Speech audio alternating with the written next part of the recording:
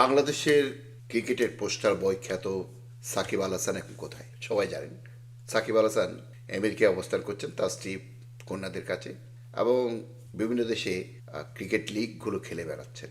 গত জুলাই অগাস্টের সেই উত্তাল সময়ের আগে থেকে সাকিব আল হাসান বাংলাদেশের বাইরে, কিন্তু সেই সাকিব আল হাসানের বিদেশ যাত্রায় নিষেধাজ্ঞা দিয়েছেন আমাদের দেশের একটি আদালত। আচ্ছা, সাকিব আল হাসান কি দেশেই আছেন যে তার বিদেশ যাত্রায় নিষেধাজ্ঞা দেওয়া হলো? আদেশটা তো হওয়া উচিত ছিল যে সাকিব আল হাসানকে বিদেশ থেকে ধরে এনে বাংলাদেশে রাখার পরে তারপর বিদেশ যাত্রায় নিষেধাজ্ঞা দেওয়া। কিন্তু সেটা না করে মাননীয় বিচারক তার বিদেশ যাত্রায় নিষেধাজ্ঞা দিয়েছেন। বাংলাদেশের বিচার ব্যবস্থা ডক্টর মোহাম্মদ ইউনূসের আমলে কোন রকম হাস্যকর পর্যায়ে চলে যাচ্ছে। আচ্ছা, বিচারকরা কি বুঝলেন? সৈয়দ রেফাত আহমেদের নেতৃত্বাধীন যে বিচার ব্যবস্থা, সেটা বোধহয় আর বিচার ব্যবস্থা নেই, বিচারালয় নেই, হয়েছে কতগুলো ক্যাঙ্গারুদের।